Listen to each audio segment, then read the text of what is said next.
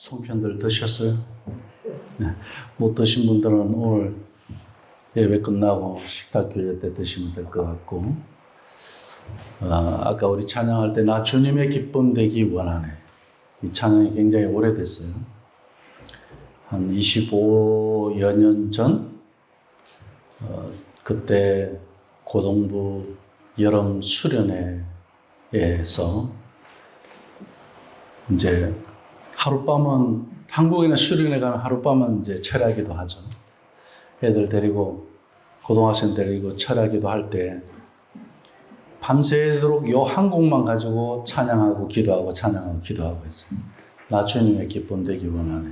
가사가 그때 너무너무 와닿아갖고, 우리가 주님의 기쁨이 되는 게 어떠한 건지 생각을 해보니까 나의 이 존재 자체가 하나님 앞에 얼마나 큰 기쁨인가에 대해서 아는 날이었거든요, 아이들이. 그러니 있는 그들의 모습을 하나님께서 다 받아주시는 것에 대해서. 내 고민이 있으면 고민이 있는 대로, 걱정이 있으면 걱정이 있는 대로, 실수가 있으면 실수가 있는 대로, 실패와 좌절이 있으면 좌절이 있는 그대로 주님이 다 받아주시는, 거기에 나의 좌절의 그 모습까지도 하나님 앞에 기쁨이 될 수 있다는 것. 그 지금 우리가 제자도에서 야고보서 공부하고 있잖아요. 그 시련에 대한 것. 그 시련 자체가 우리가 시련 가운데 살아가는 것. 그게 아픔이든 고통이든 질병이든 아니면 그 어떤 상황이든 사건이든 하나님의 기쁨이 된다는 사실. 거기에서 하나님, 나의 고통에서 벗어나게 해주세요. 이 좌절에서 나는 더 이상 이제 절망 가운데 살 수가 없어요. 이런 한탄의 기도, 이걸 제발 좀 해결해 주세요 하는 밤이 아니었고, 절망 이 자체가 하나님의 기쁨이 되는 줄로 믿습니다. 이렇게 찬양했던 밤이 생각이 나더라고요. 아까 그 찬양할 때, 나 주님의 기쁨 되기 원하네. 기쁜 일을 해서 우리가 주님의 기쁨이 되는 것이 아니라, 우리가 하나님의 기쁨인 줄로 믿습니다. 내가 하나님의 기쁨이. 우리 가정이 하나님의 기쁨이고요. 하나님 있는 모습 그대로 받아주시는 분. 그대로 하나님 앞에 우리가 가지고 나가지 않는 것이 죄지, 있는 모습 그대로 하나님 앞에 나가는 것만큼 우리 하나님은 우리를 기뻐, 그것보다 더 큰 기쁨은 없다는 거예요. 왜요? 그것 때문에 우리 주님이 십자가에서 못 박혔거든요. 오늘 베드로는 그런 기쁨을 가지고 살아가는 사람이었어요.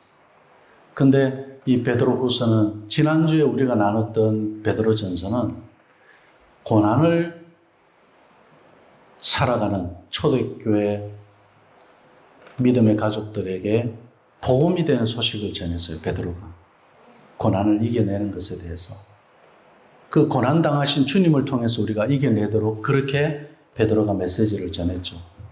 그런데 오늘은 이 베드로후서는 어떤 복음이냐면 거짓 교사의 그 꾀임에, 거기에 넘어가지 않도록 복음을 전하는 거였어요. 자, 그럼 지금 교회가 어떤 거짓 교사들이 어떠한 것들로 믿음의 사람들을 넘어지게 하고 있는지 우리가 그걸 알아야 될 거 아니에요. 근데 초대교회 그때 상황을 보면요, 정말 교회 그 자체가 주님의 기쁨이었어요. 성도들 한 사람 한 사람이 주님의 기쁨이었어요. 고아이든 과부이든 어떠한 상황에서 살아가는 사람이든 그들은 하나님 앞에 믿음을 가진 자들이었고, 시련의 삶을 살아가고 있는 상황에서 하나님의 기쁨이었는데, 이 하나님의 기쁨인 그 믿음의 공동체 안에 이 기쁨을 속이고 빼앗아가고 이 기쁨에서 시기하는 자들이 있었어요. 그들이 누구냐면 바로 거짓 교사였어요. 초대교회, 지금 베드로가 편지를 보낼 때 그때 상황에는 어떤 일들이 있었습니까? 외부적으로는 로마를 통해서 핍박을 받는 상황이었어요. 그리고 내부적으로는 두 가지 문제가 있었어요. 교회들이 거짓 교사의 문제와 이단의 문제. 왜 그랬을까요? 지금은 그래도 우리가 저거 이단이다, 저거 거짓 교사가 전하는 거다 분별이 돼요. 왜요? 교리가 있기 때문에. 그리고 우리가 지금 세례 공부하고 이때도 지금도 우리가 이단으로부터 거짓 교사로부터 그걸 다 분별해낼 수 있도록 교회가 교육을 하잖아요. 세례 교육도 있고 그렇습니다. 근데 초대교회 그때 당시에는요, 아직 이것이 정리되지 않았을 때예요.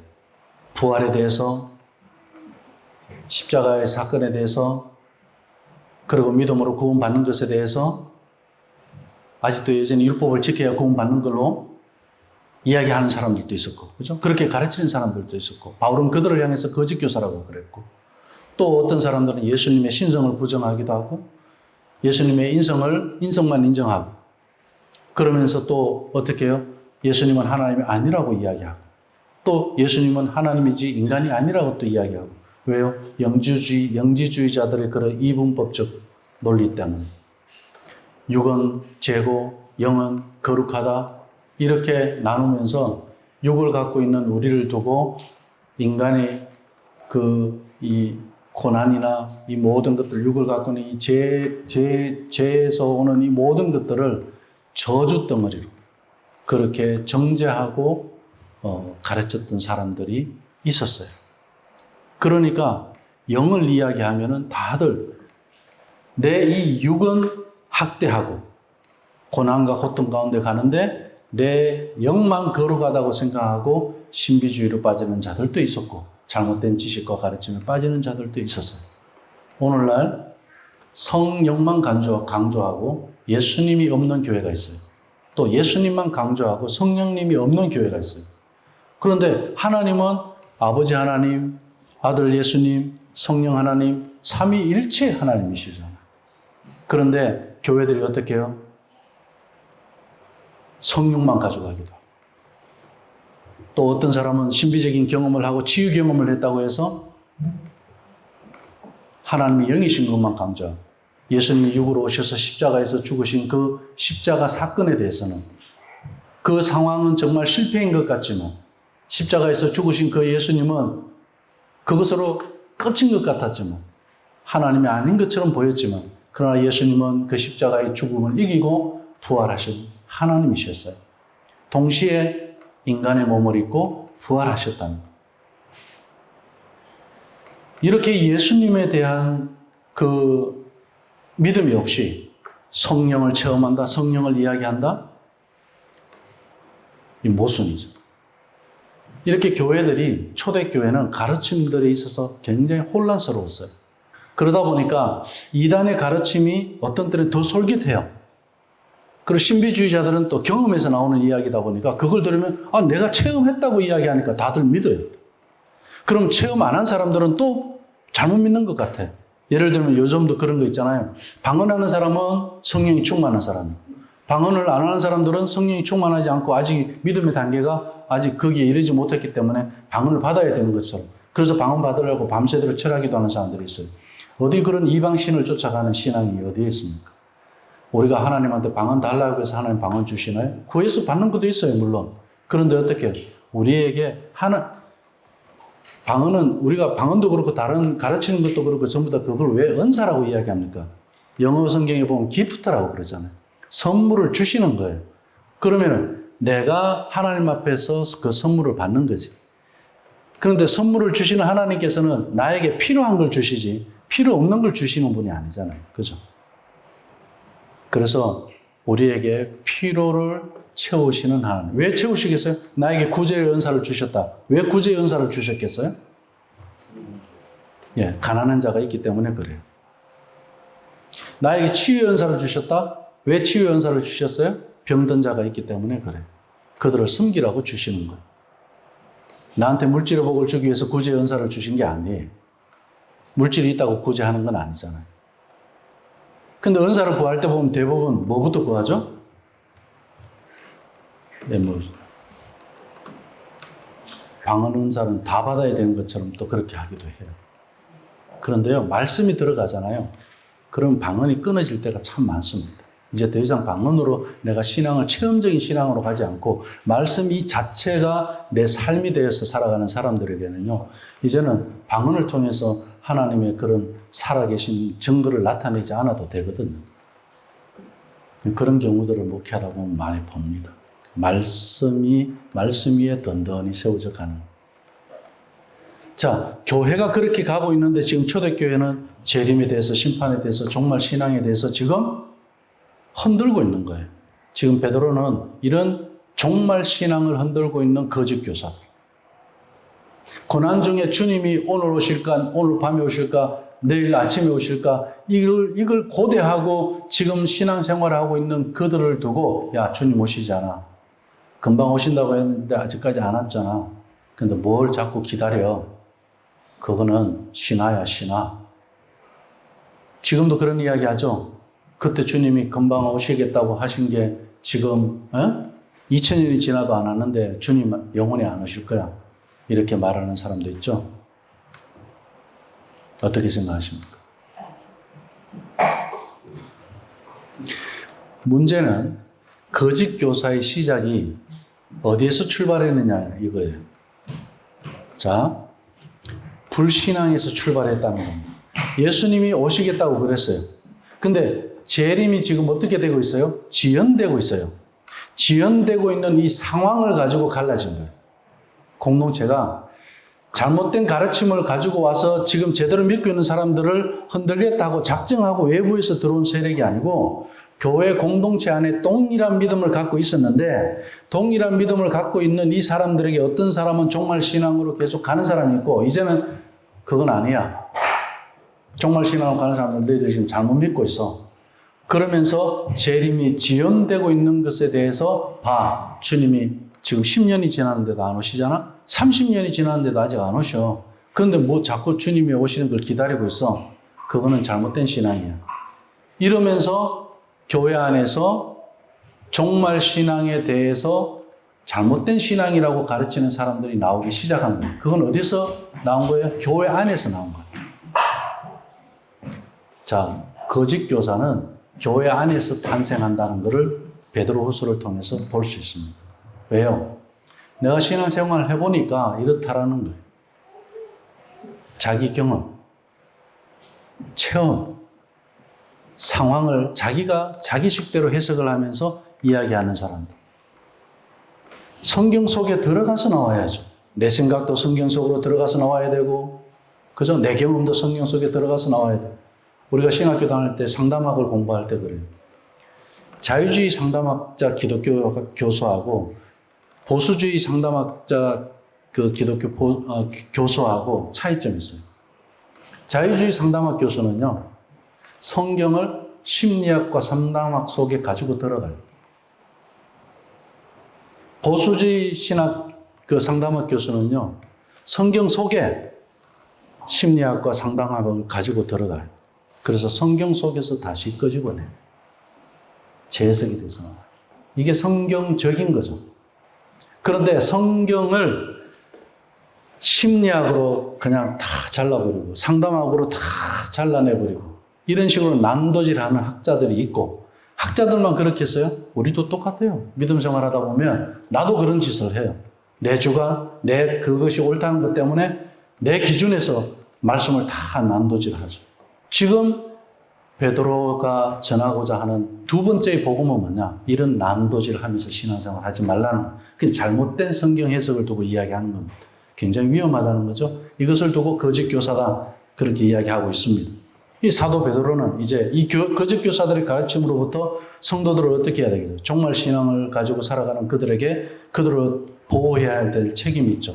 그리고 그들이 보호가 될 뿐만 아니라 어떻게 해요? 이제 분별할 수 있는 능력도 생기도록 그들을 가르쳐야 되는 거예요. 분별할 수 있는 능력을 갖도록 하기 위해서 베드로는 지금 가지고 나온 게 있어요. 뭡니까? 베드로가 갖고 있는 것.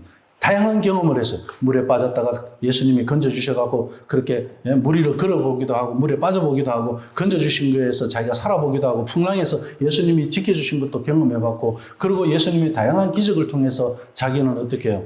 혈기록이 말고 종의 귀를 잘랐는데 우리 예수님 그 귀를 붙여주고 그죠? 그럼 그 귀가 수술도 안 하고 그냥 정상적으로 돌아가는 것도 보고 다양한 경험을 했어요. 그 다양한 경험을 한 것 중에 오늘 본문에서는 베드로가 어떤 경험을 이야기합니까? 변화산 경험을 이야기합니다. 다른 경험들은 잘못 가르치는 자들도 경험할 수 있어요. 그런데 변화산 경험하는 그 어떤 이단도, 그 어떤 거짓 교사도 경험할 수 없는 유일한 사건이기 때문에 그렇습니다. 그래서 베드로가 지금 변화산 사건을 내가 경험했어. 그 생생한 경험을 바탕으로 해서 예수님에 대한 교리를 이야기하고 있습니다. 16절 말씀에 가서 보면 우리 주 예수 그리스도의 능력과 강림하심, 두 가지 단어. 능력이라는 단어, 강림하심. 베드로는 지금 이 능력을 어디에서 이야기하는 거예요? 변화산에서 경험한 것을 이야기하는 거예요. 능력과 강림하심을 너희에게 알게 한 것이 교묘히 만든 이야기를 따른 것이 아니에요. 요건 뭐예요? 지금 거짓 교사들이 교묘히 이야기를 만드는 거 있잖아요. 그죠? 이단들은 그렇게 하고 거짓 교사들은 그렇게 할 수 있지만 어떻게 해요? 생생한 경험을 한 우리들은 그렇게 교묘히 만든 이야기를 따르지 않는다. 우리는 그의 크신 위엄을 친히 본 자라 이렇게. 내가 직접 봤다. 교묘한 이야기 하는 거 아니다. 내 경험, 그냥 내 생각에서 내가 성경을 난도질해서 그런 데서 내가 예수 이야기하고 복음 이야기하고 그러지 않는다. 제가 우리 D6 훈련받는 목사님들한테 그래요. 성경적인 목회를 합니까? 물어요. 다 성경적이라고 그래요. 그러면 왜 신명기 6장만 빼고 했느냐고 제가 물어요. 그러면은 난처하게 생각을 해요. 아니 우리는 다 하나님의 말씀인데 다른 거 다 전했는데 하필 왜 요거만 그렇게 우리가 중요한 걸 중요하지 않은 걸로 신학교 3년 동안 다니면서도 배우지도 못했어. 목회 수십 년 하면서도 신명기 6장이 그렇게 중요한지 몰랐어. 이번에 수원 풍성한 교회 11월인가 뭐 이렇게 임직이 있어요. 거기 필독서에 어떤 책을 했느냐면 우리 D6에서 출판한 D6 언약도라는 책이에요. 아주 얇은 신명기 6장을 강해해 놓은 책이거든요. 거기는 D6 모르고 목회하지 말라. D6 모르고 신앙생활 하지 말라. D6 모르고 우리가 교육하지 말라. 이런 그의 이야기가 거기에 나와요. 왜 그 학자는 그렇게까지 말했을까요? 우리가 바둑을 두는 사람이 축을 모르고 바둑 두는 것처럼 신명기 6장 모르고 신앙생활 하면은 신앙 전수 실패합니까? 제일 중요한 게 신앙 전수잖아요. 그죠? 이게 이어져 오지 않으면 예수님의 재림까지도 우리는 이게 나중에 신앙 전수가 안 돼갖고 예수님 재림하실 때 내가 믿는 자가 없다. 이게 이해가 가세요? 하나님 당연히 그렇게 안 하시겠죠. 그죠? 하나님 당연히 신앙 전수를 통해서 재림의 예수를 맞이하게 하십니다. 굉장히 중요한 메시지거든요. 근데 우리는 이걸 왜 그렇게 그냥 우리 믿음의 자녀들, 우리 자녀들에게 내가 신앙을 유산으로 그렇게 남겨야지. 사명으로 생각을 안 해요.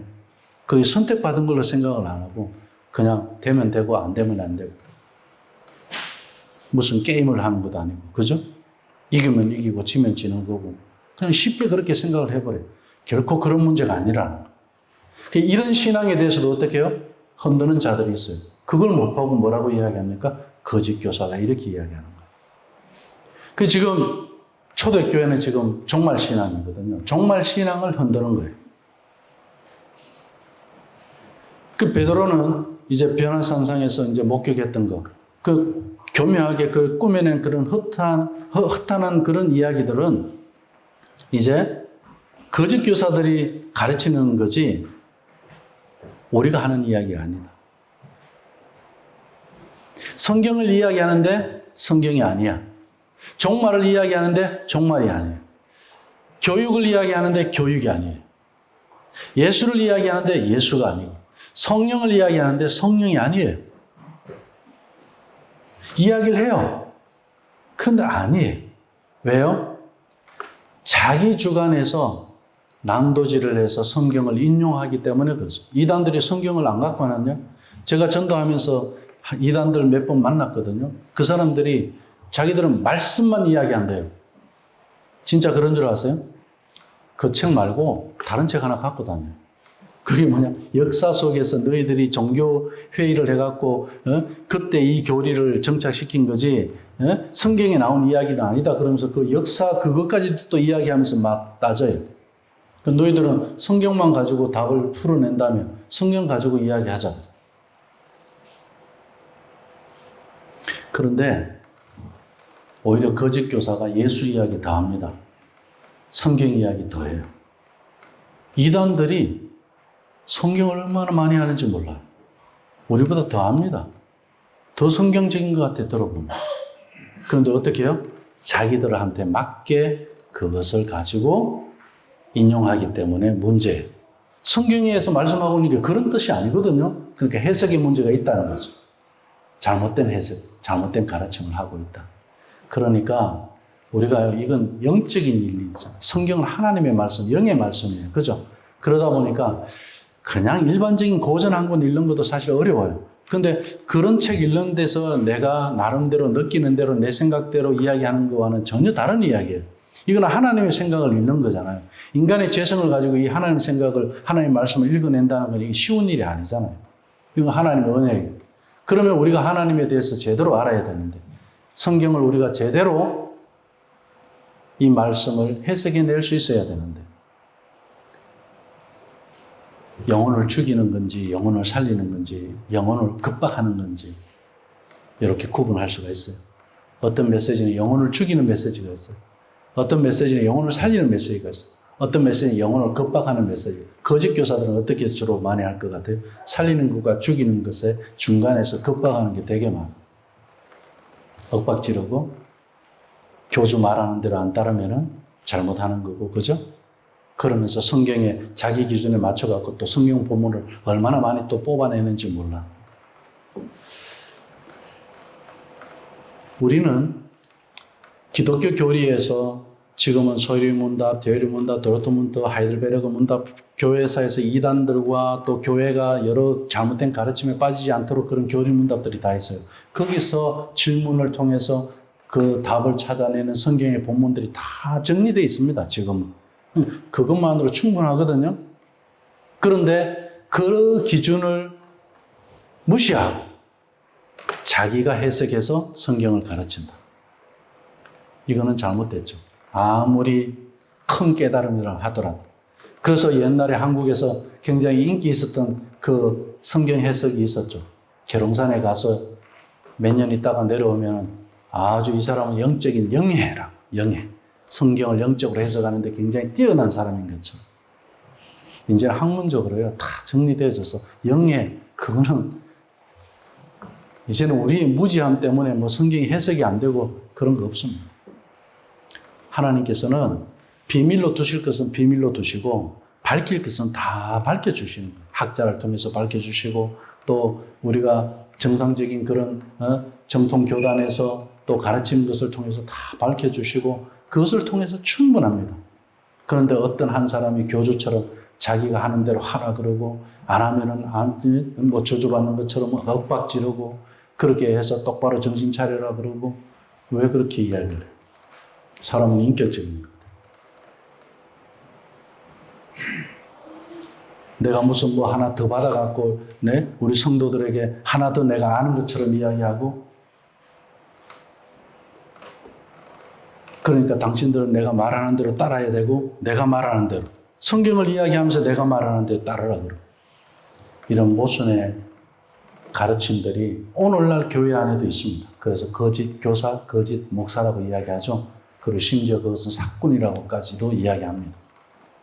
자, 저도 이 오늘 말씀을 베드로후서를 보면서 베드로가 정말 이 복음을 전하는 데는 자기 경험을 제대로 지금 사용하고 있다는 사실. 그런 데서 저는 도전을 받았어요. 예, 저도 설교를 하면서 가르치는 일들 속에서 정말 이 베드로처럼 성도들을 보호하고 영적으로 그런 것을 제대로 말씀을 분별해낼 수 있도록 거짓 가르침에 빠지지 않도록 하는 그 일에 베드로처럼 정말 생생하게 제대로 된 성경 해석과 그런 경험들을 전할 수 있어야 된다. 저는 그런 도전을 받으면서 오늘 이 능력과 강림이라는 이 단어가 굉장히 중요한 단어다. 왜? 사람들은 처세술을 가르치고 교양도 그리고 그리스도에 관한 이 믿음은요 상식을 넘어서는 거예요. 처세술을 넘어서는 거예요. 어떤 교양과 또 어떤 교정, 우리가 뭐 삶을 내가 노력해서 좀 도덕적으로 좀 바꿔주고 좀 사람이 좋아지는 것처럼 그렇게 바뀌어가는 거, 그런 거 이상이라는 이야기예요. 내가 아프다가 병 고침 받는 거 그 이상이에요. 믿음이라는 거. 나는 아프다가도 병 고침을 받지 않더라도 믿음에는 변함이 없는 거예요. 그 아픈 데서 내가 고침을 받아야 믿음이 있는 거고 고침 못 받으면 믿음이 없는 것처럼 그런 잘못된 가르침에 우리가 빠질 이유가 없습니다. 아프다고 하나님 앞에 가시는 분들이 있잖아요. 그럼 그분들은 믿음이 없는 분인가요? 아니잖아요. 오히려 저는 그런 분들이 더 믿음 가운데 있었다고 해. 그런 중에도 믿음을 잃지 않았으니까. 얼마나 훌륭한 믿음이에요. 그런데 우리는 잘못 가르치는 사람들은 어떻게 이야기합니까?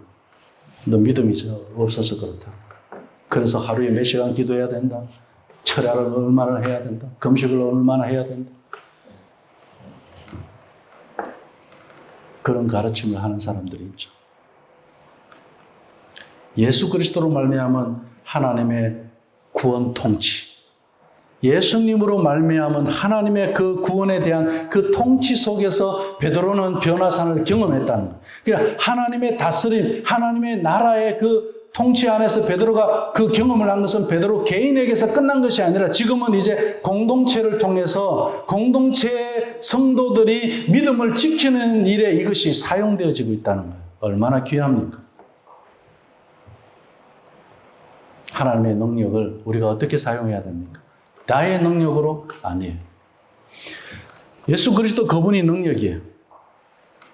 그리고 그분이 우리를 다스리고 통치하시는데 베드로는 이것을 오늘 능력이라고 표현하고 강림이라는 이 단어로 설명하고 있는 거예요. 그 우리는 사람의 무늬만 바꾸지 하나님은 본질을 바꾸는 거예요. 우리가 잠시는 좀 좋아질 수 있어요. 그런데 계속 좋아질 수 있나요? 안 바뀌어요. 노력하는데 안 돼.